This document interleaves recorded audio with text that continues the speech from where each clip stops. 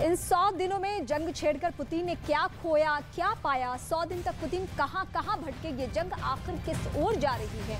यह युद्ध अभी और कितने दिन चलने वाला है? इन सब सवालों पर हमने डिटेल रिसर्च की और ये रिपोर्ट बन गई।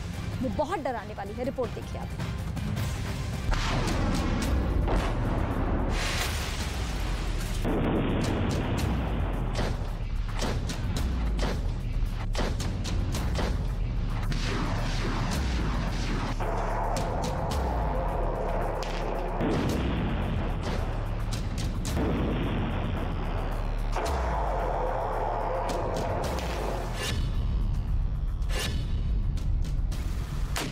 दिनों के युद्ध में यूक्रेन का युद्ध कौन जीत रहा है, ज़ेलेंस्की या पुतिन?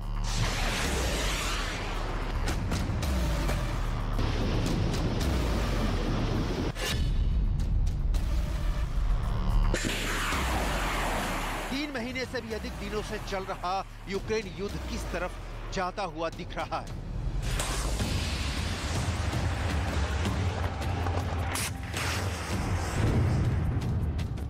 इन 100 दिनों के संग्राम में पुतिन के हाथ क्या आया?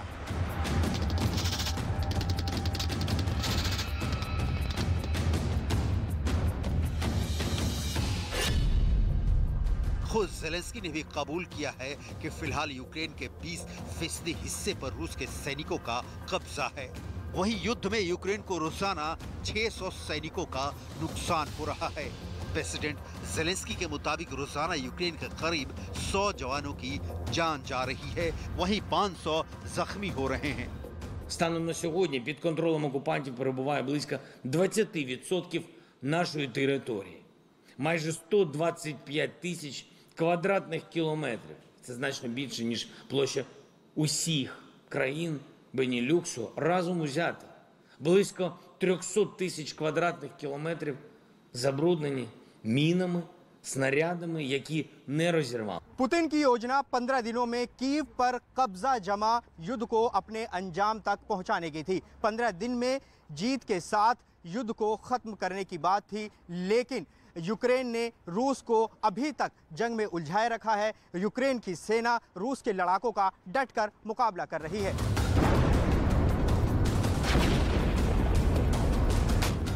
सवाल ये भी है कि आखिर यूक्रेन युद्ध अभी और कितना लंबा होने वाला है? क्या 100 दिनों के बाद भी ये युद्ध अभी और 100 दिन खींच सकता है?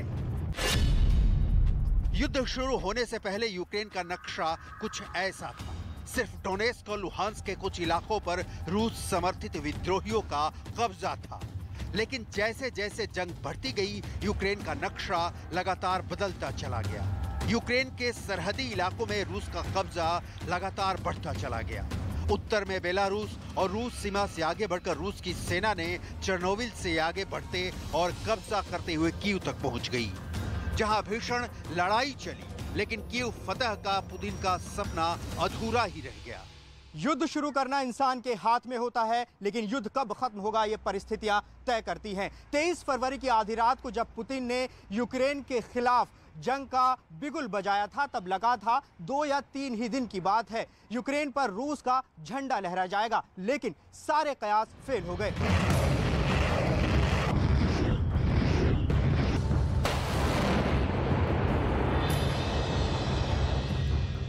जिस ज़ेलेंस्की को बहुत कमजोर प्रेसिडेंट बताया जा रहा था, वही ज़ेलेंस्की युद्ध के इतने दिन गुजर जाने के बाद भी रूस को कड़ी टक्कर दे रहे हैं। यूक्रेन की सेना रूस के ठिकानों पर ड्रोन से बम बरसा रेड आर्मी को तबाह कर रही है। आज की तारीख में यूक्रेन के कैपिटल कीव पर उसका कब्जा है ही, साथ ही साथ बूचा, लवीव, ओदेसा और सुमय पर यूक्रेन की 100% पकड़ है। पुतिन की सेना ने यहां एक से बढ़कर एक हमले किए, लेकिन यूक्रेन के लड़ाकों ने उन्हें पीछे लौटने के लिए मजबूर कर दिया। ठीक ऐसे ही जैसे अभी वो रूस के टैंकों को तबाह कर रही है। इस वीडियो को यूक्रेन आर्मी ने जारी किया है, जिसमें साफ साफ देखा जा सकता है कि एक रूसी टैंक गड्ढे में छिपा हुआ है, लेकिन यूक्रेन के लड़ाकों ने उसे खोजकर ड्रोन से तबाह कर दिया।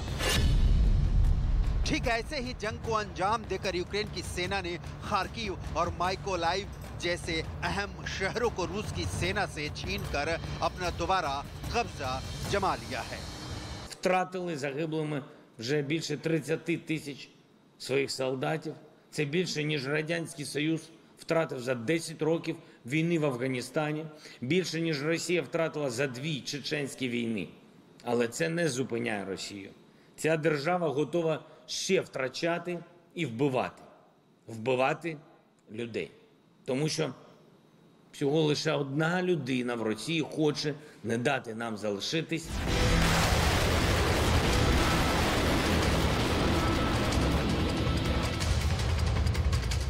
वहीं यूक्रेन के और इलाकों से रूस की सेना को खदेड़ने के लिए ज़ेलेंस्की के जवान ऐसे जंग को आगे बढ़ा रहे हैं।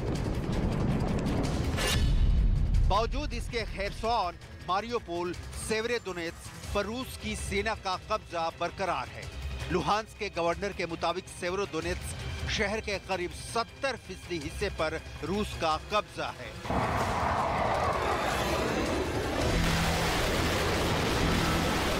वहीं यूक्रेन के पूर्वी और दक्षिणी इलाकों में रूस भीषण बमबारी कर युद्ध को आगे बढ़ा रहा है।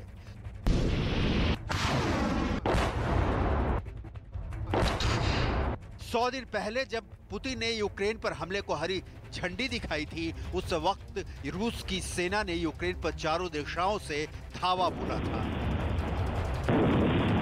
लेकिन अब युद्ध पूरी तरह से यूक्रेन के पूर्वी और दक्षिणी हिस्से में शिफ्ट हो गया है। पिछले 24 घंटे से यूक्रेन के ज़ापोरिजिया, इजियम, स्लोवियानस्क, पोपासना, रुबिजने, लिसिचांस्क और लिमान शहर में रूस ने युद्ध को और तेज कर दिया है। सेवेरोदोनेत्स्क का सिर्फ 20% हिस्सा ही यूक्रेन के सेना के कंट्रोल में है। डॉनबास की लड़ाई में रूस की सेना ने अपनी ताकत फूंक रखी है। जब पुतिन ने इस जंग को शुरू किया तो उनका सबसे बड़ा लक्ष्य था क्राइमिया को रूस के मुख्य भूमि से जोड़ना, यानी क्राइमिया और रूस को जमीनी रास्ते से लिंक कर देना। दरअसल पुतिन ने क्राइमिया को 2014 में ही यूक्रेन से जीत लिया था, लेकिन क्राइमिया का रूस से कोई सीधा लिंक नहीं था। इसलिए पुतिन यूक्रेन के पूर्वी हिस्से पर पूरी तरह कब्जा जमाना चाहते थे।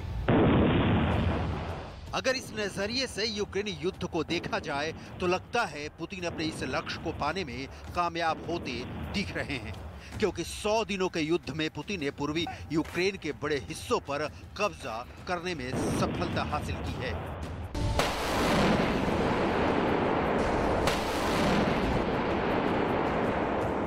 लेकिन सवाल यह है कि क्या पुतिन डॉनबास पर कब्जा बरकरार रख पाएंगे?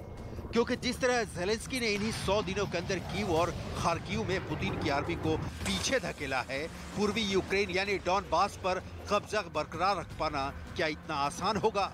ये एक बड़ा सवाल है जिसका जवाब जंग से ही मिलेगा। Коли ми переможемо в цій війні, усі європейці зможуть і надалі насолоджуватись своєю свободою. Якщо ж переважатиме та одна людина, яка хоче знищити будь-яку свободу в Україні та Європі, то для усіх на континенті настане чорний день, чорний час, такий, який вже був в історії Європи, який приніс континенту багато-багато. अब तक जंग में यूक्रेन की आर्मी ने पुलों को तोड़कर भी रूसी सेना की रफ्तार को कम किया है। कीव के चारों तरफ मौजूद 300 पुल उड़ाकर यूक्रेन ने रूस को चौंका दिया था और अब डॉनबास में भी यूक्रेन इसी रणनीति पर काम कर रहा है।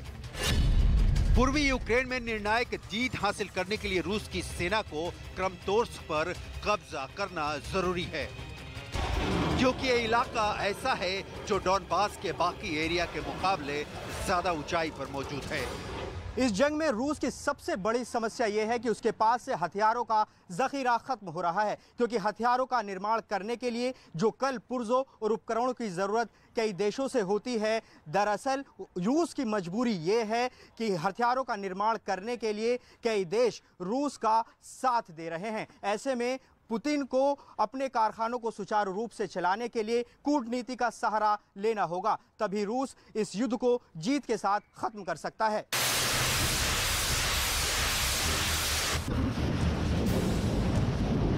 दरअसल ज़ेलेंस्की के लड़ाकों के लिए यूक्रेन उनका घर है। लोग अपने घर के लिए अपनी जान भी कुर्बान कर देते हैं। ज़ेलेंस्की के पास फौज की कोई कमी नहीं होने वाली है। लोग खुद वॉलंटियर करके ज़ेलेंस्की का साथ दे सकते हैं, लेकिन रूस को ये जंग अपने फौजियों से ही लड़नी और जीतनी है। इन्हीं सवालों के जवाब से ये तय होगा कि यूक्रेन युद्ध में पुतिन ने असल में